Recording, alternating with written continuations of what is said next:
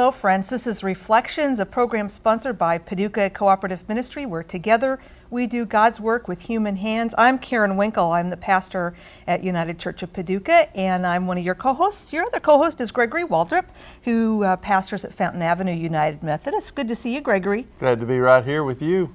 Likewise. And also with you. Glad to, this morning to have with us pastor from the First Christian Church here in Paducah, Reverend Jae Gottman. Welcome, Jay. Glad to be here. Glad you're here. Tell us what's going on in First Christian Church these days. Anything? This time of year for all of us is obviously a busy time with Holy Week and Palm Sunday this coming Sunday. We're excited about that. And Holy Week services for us this week. We've got Monday, Thursday service coming up next Thursday, and we're doing a traditional or a symbolic Seder meal where we try and reenact perhaps what it would have been like for Jesus and his disciples on that last night. And then our Good Friday service that next day on Friday at 12:10 at our congregation. We co-sponsor that with United Church, and Karen will be with us, and we invite the community to be a part of that service as well. And then Easter, and it's so early this year. Oh, wow. Earliest it can be, or at least it can be one day earlier, right? Yeah. That's right, one day earlier. Great. Yes. Great. Well, we're glad you're here and you're in the community, and we're glad you're here to join us in the Bible study panel that we do every month. We're going through the parables of the Gospel of Luke, and today the parable is from the 19th chapter. You want to read that for us, Karen? I will, yeah. This is the 19th chapter, verses 12 through 27. And in my Bible, the New Revised Standard Version, it's subtitled The Parable of the 10 Pounds. So Jesus said, "A nobleman went to a distant country to get royal power for himself and then return. He summoned 10 of his slaves and gave them 10 pounds and said to them, 'Do business with these until I come back.' But the citizens of his country hated him and sent a delegation after him, saying, 'We do not want this man to rule over us.' When he returned, having received royal power, he ordered these slaves, to whom he had given the money, to be summoned, so that he might find out what they had gained by trading. The first came forward and said, 'Lord, your pound has made 10 more pounds.' He said to him, 'Well done, good slave, because you've been trustworthy in a very small thing. Take charge of 10 cities.' Then the second came, saying, 'Lord, your pound has made 5 pounds.' He said to him, 'And you rule over 5 cities.' Then the other came, saying, 'Lord, here is your pound. I wrapped it up in a piece of cloth, for I was afraid of you, because you are a harsh man. You take what you did not deposit and reap what you do not sow.' He said to him, 'I will judge you by your own words, you wicked slave. You knew, did you, that I was a harsh man, taking what I did not deposit and reaping what I did not sow? Why then did you not put my money into the bank? Then when I returned, I would have collected it with interest.' He said to the bystanders, 'Take the pound from him and give it to the one who has 10 pounds. And they said to him, 'Lord, he has 10 pounds. I tell you, to all those who have, more will be given. But from those who have nothing, even what they have will be taken away. But as for these enemies of mine who did not want me to be king over them, bring them here and slaughter them in my presence.'" This is our word from God, we who are the people of God. Thanks be Thanks to God. be to God. Wow. It is differently worded than it is in the other parts of the New Testament, isn't it? Yeah. This parables. Yeah. Luke remembers it in a very different ways. Yeah. Definitely. Yeah. Now let us be quick, even before Jay has a chance to get the word in edgewise. Let's be quick to remember this isn't an allegory; it's a parable. It is a It's parable. a story that Jesus told to help us get at some truth, but we don't make a little mathematical formula with this and say this equals this and this equals this and Right. yeah. So where in this is good news that Jesus was preaching, I guess would be the question I would ask myself. Right, and that's difficult for me. This is a tough text, as if we were talking about right before we started filming, that we know the Matthew text really well. Most of our people, those who have read the scriptures, probably know the Matthew text of those talents and how each one was given talents and they doubled those talents, and then there was one who did nothing with those talents. And that one is a little easier in my mind to reconcile. Trying to find the good news in the parable from Luke today, I think for me starting out, I have to go back and look at what the gospel writer of Luke was all about. And Luke's gospel seems to be one that reaches out to those who are outside the circle already, those who feel like they're outcast in society, those who feel like they don't have an in with those in the temple, those who have been cast out for any number of reasons, health concerns, leprosy, whether they were Gentile, any number of reasons. And so the contrast between Matthew's telling of this and Luke's telling is that all of the slaves in this case all get the same talent. They all get 1 pound, which according to what I studied is about 3 months worth of wages. And so they each got the same amount. And when I think about how Luke looked at Jesus in the gospel, Luke, in essence, I think in this parable is saying that as creations of God, as human beings, we're all on a level playing field, that God provides each of us with the same talent, and then it's up to us to discover what that talent is and then to use it for God's kingdom. And so in this, we see that obviously 2 of the 10 took a risk and decided to try and use their talent from the parable standpoint, to use whatever talent God gave them and double that or triple that or multiply it by 10. And then there is the one who has a talent and for whatever reason chooses not to use that. And I think the parable part of that, or the takeaway message, is sometimes we have to take a risk so that our talent that has been given to us by God can be used in a way that benefits more than just ourselves. Yeah, I mean, I agree. I think it's as if we have the medicine to cure our cold or whatever else sitting there, and we simply treasure it and say, oh, isn't this great, I've got this medicine, but don't take it, don't follow the directions and take it at its regularly prescribed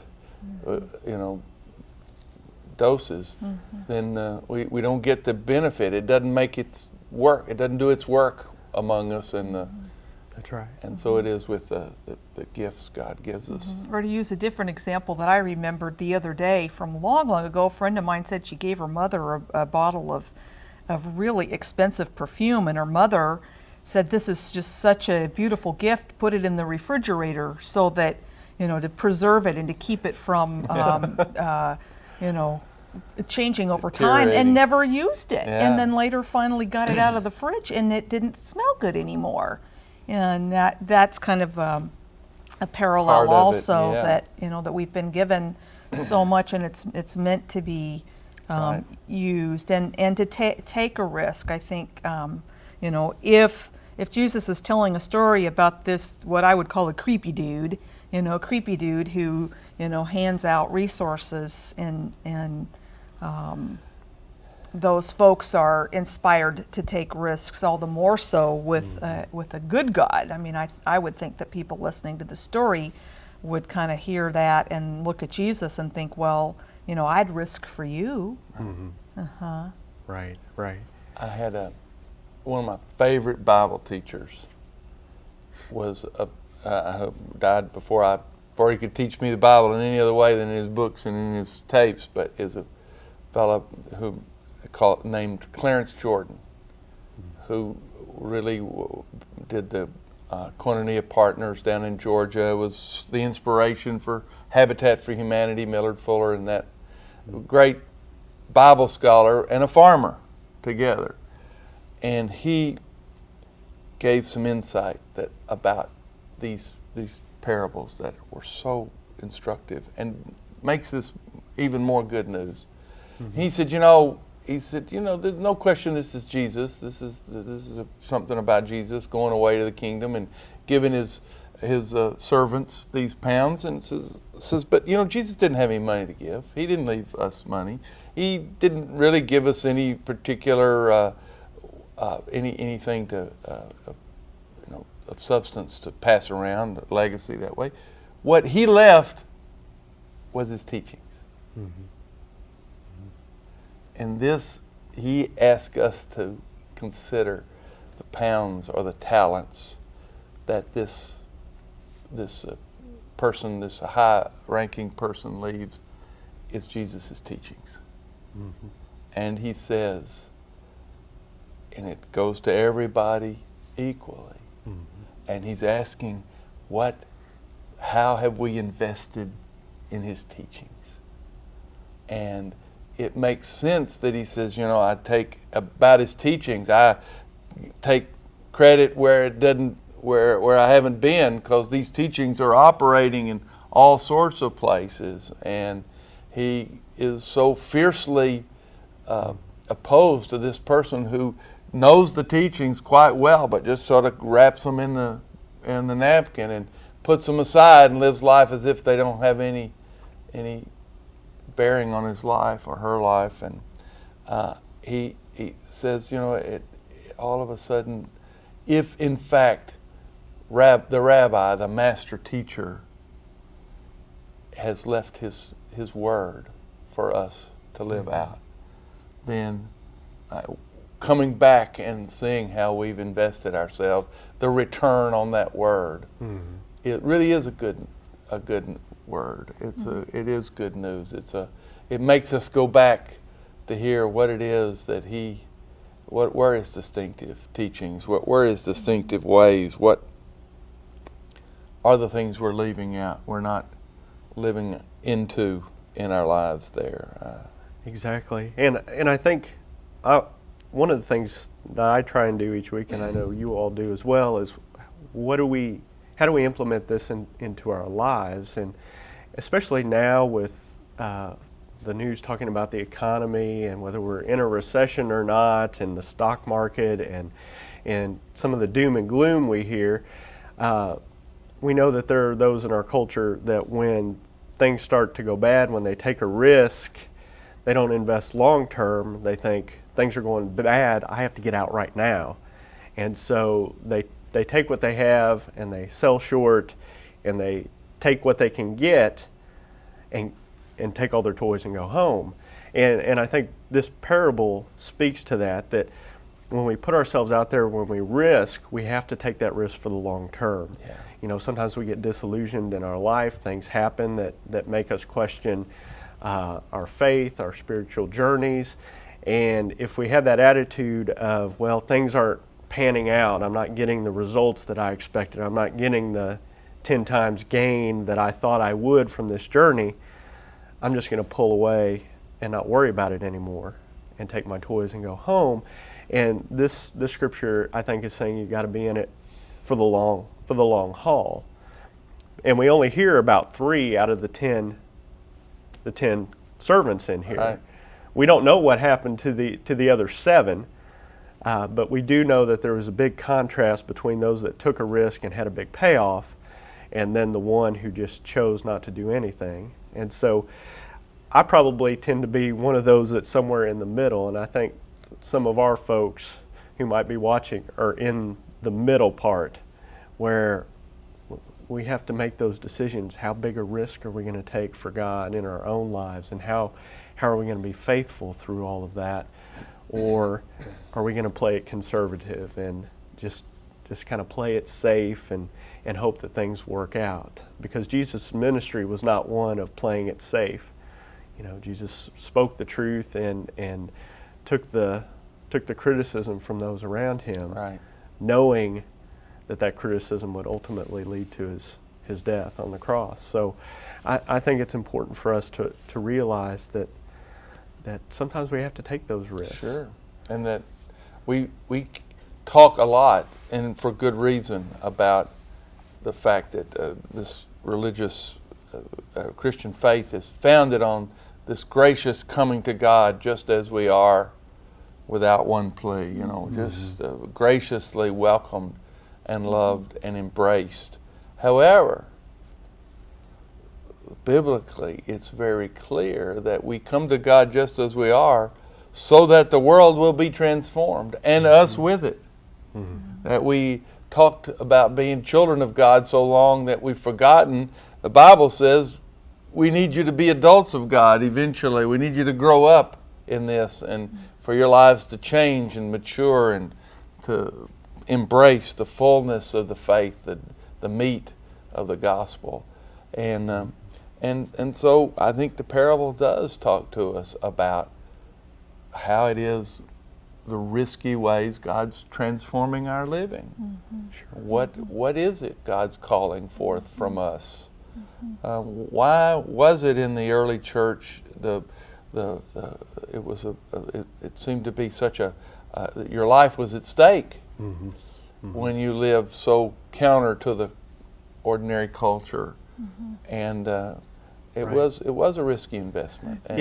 And that's a perfect example, because the story right before this parable is of Jesus meeting Zacchaeus, who was a tax collector who was not well liked by those around him, and living a life perhaps that would have been looked down upon or cast out. Again, going back to Luke's version of how Jesus was reaching out to those who were outside of the social norms. And so meeting Zacchaeus, calling him down out of the tree, and people saying, why would you want to eat with this tax collector? Why would you want to be with this sinner in our eyes who rips off people through his tax collections? Why would you want to be with somebody like that?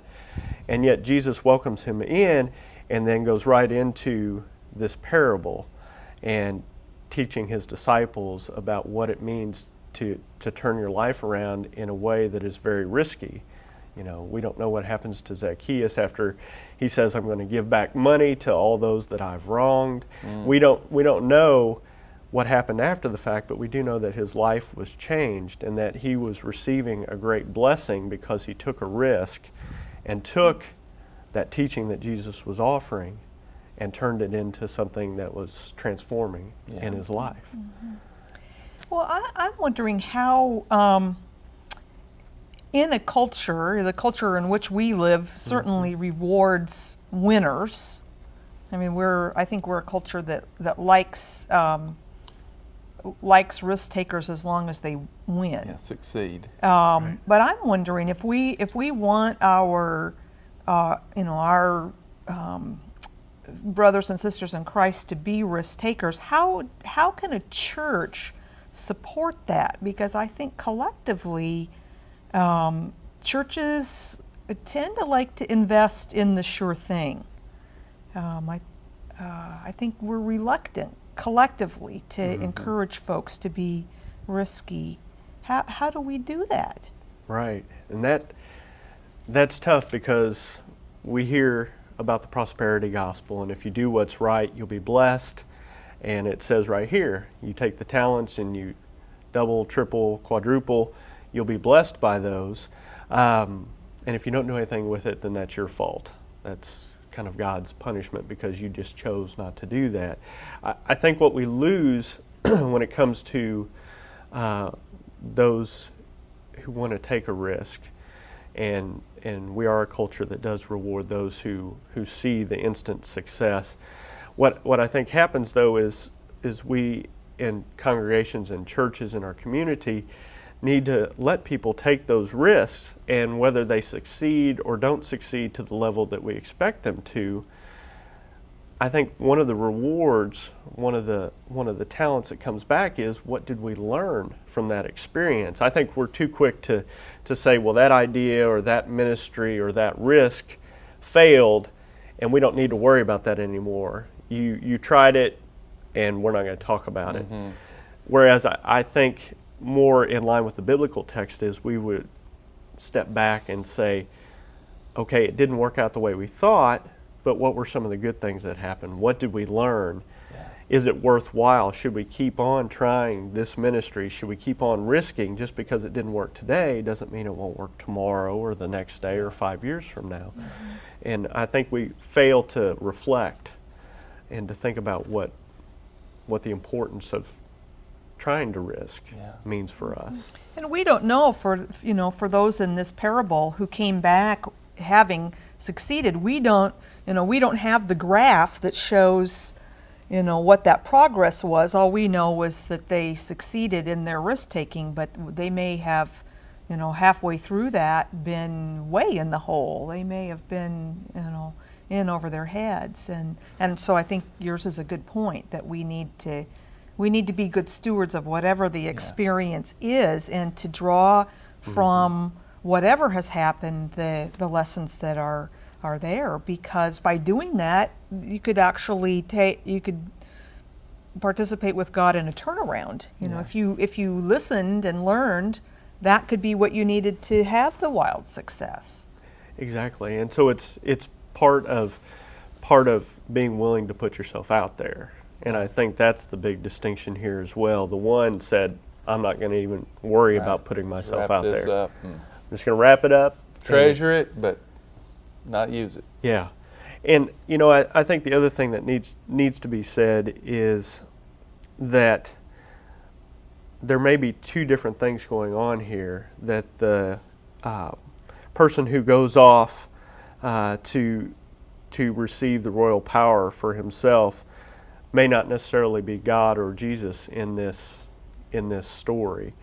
Some of the research I did on this talked about that there may be two stories intertwined here, and Luke put them together for some reason.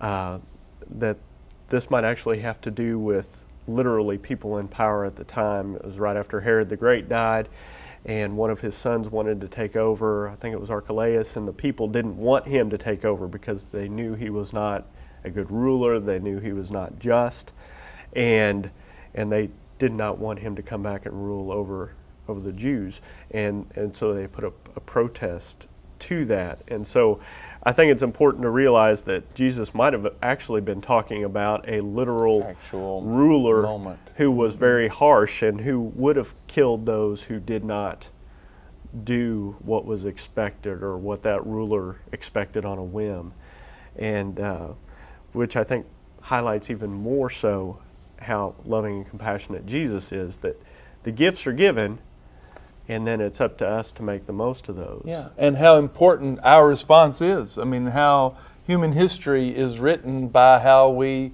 invest ourselves in these teachings, whatever it is. I mean, the human responses. So I want to go back just a little bit to that thing about the church, asking about the churches. And, in my experience, one of the obvious places that we as a church often back away from our best teachings is in that 16 to 25-year-olds. Right, some of the most idealistic times in my life and in our development as humans are right then, and we're ready to take on the shape of and we're ready to do slay dragons, and we need people that age to slay some dragons for us. However, we sometimes, those are the most difficult ages for the church to be around. They're probing, piercing questions we sometimes are uneasy about. We're unwilling to just let the questions lay there. We rush to pat answers. They are forming a vocation, a sense of call, a sense of what they're going to do in life. And we've got these sharp, smart kids, and what we say when they come in and say, I think I want to go to India and work with Mother Teresa. We're tempted to say, maybe not. That's sort of a dead end. Or go to Philadelphia instead. Yeah.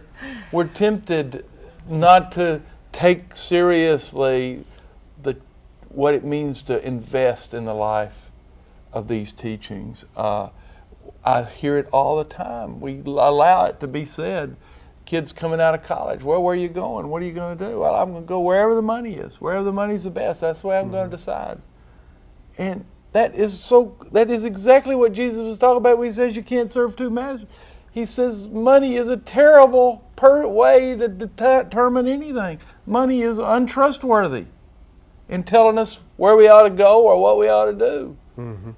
And it seems to me that in part, this parable is asking the church to help those people bring a return, 5-10 pounds on this teachings of Jesus in the deepest. And we need to be willing to send some people for people to be called to China again, or wherever, Indonesia or Iraq or whatever.